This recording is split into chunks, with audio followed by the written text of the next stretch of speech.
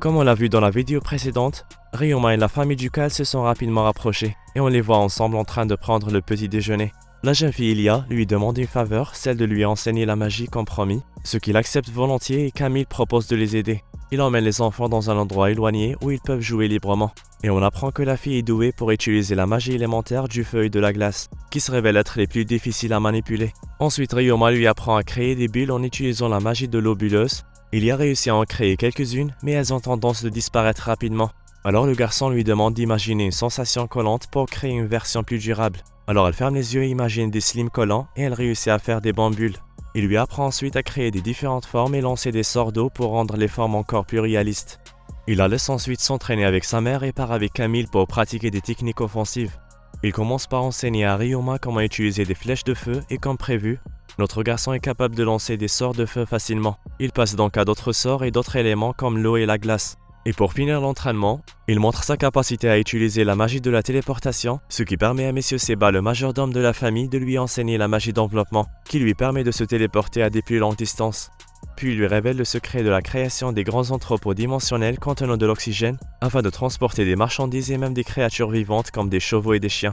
Le garçon veut absolument apprendre cette magie car il a besoin de transporter tous ses slimes avec lui. Et à la fin de la journée, Ryoma parvient enfin à créer un entrepôt dimensionnel et il termine sa formation avec succès. Le lendemain, ils se rendent à la mine abandonnée de Gimul Nord afin d'entraîner la dame au combat contre les monstres. Sur leur chemin, le duc leur explique que le devoir de tous les nobles est de protéger leur terre et ses citoyens, ce qui les oblige à apprendre quelques techniques de combat afin de combattre les monstres et les bandits lorsqu'ils apparaîtront. Et en entrant dans la mine, les gardes leur disent de ne pas s'inquiéter des monstres, car ceux qui vivent dans les grottes ne sont pas dangereux, et tout ce dont ils doivent se préoccuper c'est leur entraînement. Peu après, ils découvrent une énorme menthe et ils s'attendent à en voir au moins 30 autres. Ils considèrent alors que c'est la meilleure occasion pour la jeune femme d'apprendre à se battre et à tuer. Le gros insecte commence à marcher vers elle, alors elle utilise des flèches de glace, mais elle échoue et le rend furieux et commence à courir. Mais avant qu'il ne l'attaque, elle utilise une autre flèche de glace et l'abat facilement. Ryoma utilise ses slimes pour nettoyer les dégâts, et alors qu'il se dirige vers l'extérieur, il rencontre un autre groupe de menthes de caverne, mais cette fois Ryoma décide de s'en occuper et utilise ses couteaux et sa magie pour augmenter la vitesse et abat ses créatures facilement. Plus tard, avant qu'il ne parte, Elia aperçoit un slime métallique et se précipite vers lui. En utilisant la magie de la glace, elle crée des barrières pour l'arrêter puis elle le ramasse. Ryoma semble être jaloux et le veut absolument, alors la fille le lui donne. Et dehors, alors qu'il réfléchit à ce qu'il va donner à manger à son nouvel ami, il trouve de la poudre métallique dans le sol, alors il utilise une combinaison de sorts magiques pour en extraire du fer pur. Cela surprend le duc et l'amène Ryoma à la rencontre du maître d'une société commerciale pour lui montrer toutes les marchandises et tous les objets que notre héros a obtenus.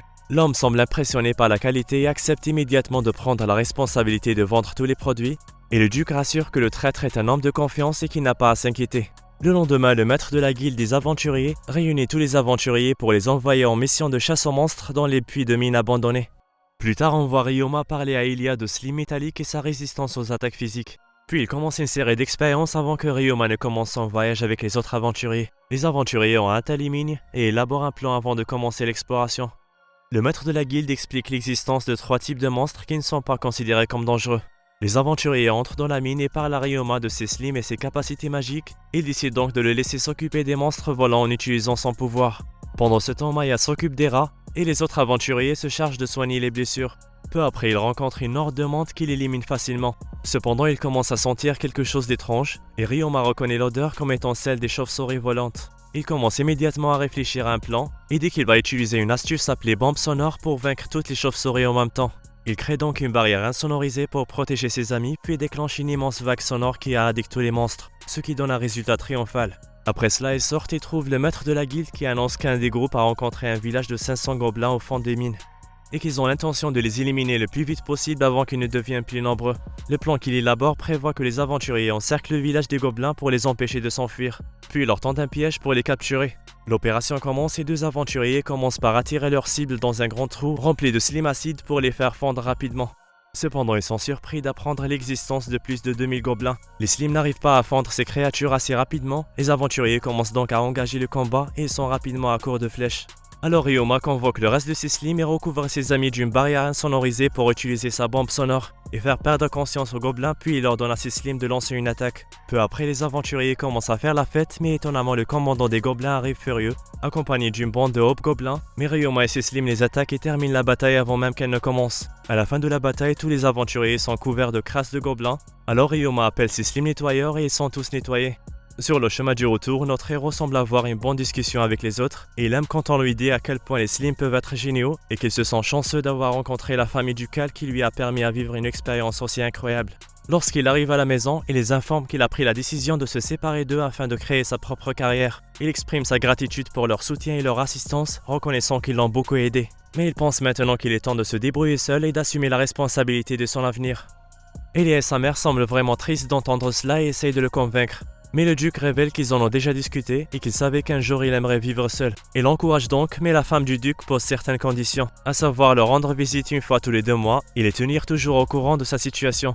La jeune fille insiste également pour le voir après 3 ans pendant les vacances scolaires et une dernière fois après 6 ans lorsqu'elle sera diplômée, ce que le garçon accepte avec joie. La jeune fille révèle également qu'ils resteront en ville jusqu'à l'époque de l'épidémie des grenouilles vertes.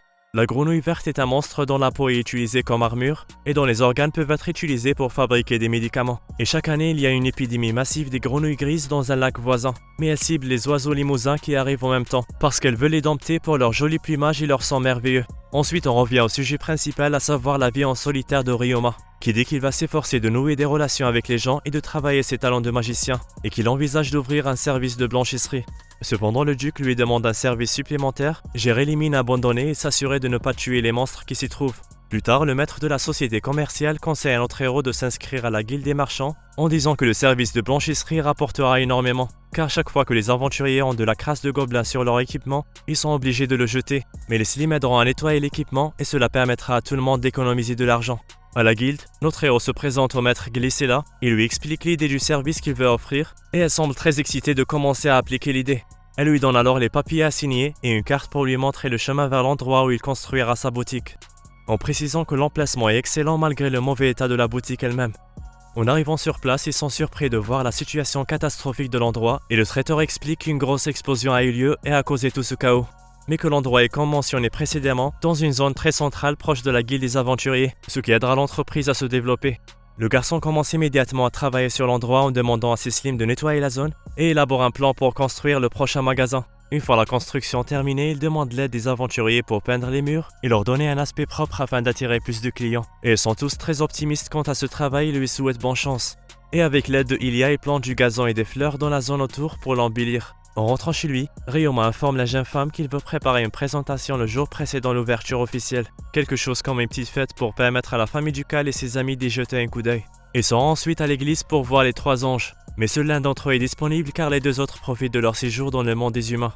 Ils parlent ensuite des exploits de Ryoma et l'ange lui conseille d'arrêter un peu l'entraînement car cela peut nuire à sa santé mentale et physique. Le garçon a nommé le magasin Forêt de Bambou et a invité toutes les personnes qui l'ont aidé pour les remercier. On le voit avec les servantes dans la cuisine en train de préparer la nourriture et les boissons pour les invités. Ils entendent quelqu'un sonner à la porte et il semble que ce soit le traiteur qui est arrivé accompagné de 2 assistants qui aideront Ryoma dans la boutique. Les 2 assistants sont impressionnés par les détails de la boutique et par son aspect moderne et propre. Ryoma sort pour les voir et apprend qu'il s'agit d'un jumeau nommé Clara et Calum. Le garçon leur fait visiter le magasin pour leur montrer le processus de travail et les informe qu'ils doivent donner aux clients des sacs de différentes tailles en fonction de la quantité des vêtements à laver et que les frais de blanchisserie sont facturés par sac. Une fois les vêtements lavés et le paiement accepté, les assistants doivent procéder à la vérification des créances, puis ils les amènent dans la pièce où se trouvent les Slim nettoyeurs et leur montrent le processus de nettoyage. Quelques-uns de Slim font le nettoyage et éliminent la saleté et la crasse des vêtements, puis ils passent au Slim métallique qui élimine les plis et donne une apparence plus droite aux vêtements. Après, ils passent les vêtements aux Slim qui les remettent dans les sacs et les envoient aux clients. Le garçon est très heureux car le processus ne consomme pas d'eau et les Slim ne font que manger la saleté.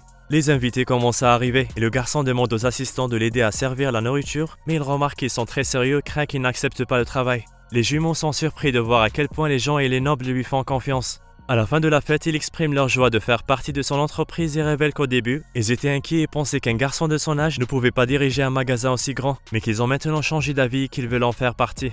Le jour de l'ouverture est arrivé et le garçon ne s'attend pas à avoir des clients, mais il est surpris d'apprendre que Maya et 2 autres aventuriers ont fait de la publicité pour son magasin en distribuant des affiches partout. Il prend alors un nouveau travail du tableau d'affichage et commence sa nouvelle mission. Pour éliminer les monstres et collecter les herbes médicinales, Sur le chemin du retour, il remarque une queue interminable et une foule de gens à l'entrée du magasin.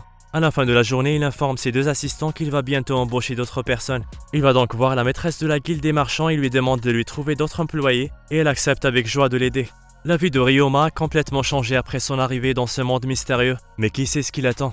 On est arrivé à la fin de la vidéo d'aujourd'hui, j'espère que vous l'avez trouvée amusante et agréable. Il vous reste encore beaucoup de choses à découvrir avec nous. Et on est impatient d'approfondir l'histoire dans la prochaine vidéo. Alors restez avec nous, merci beaucoup d'avoir regardé, au revoir.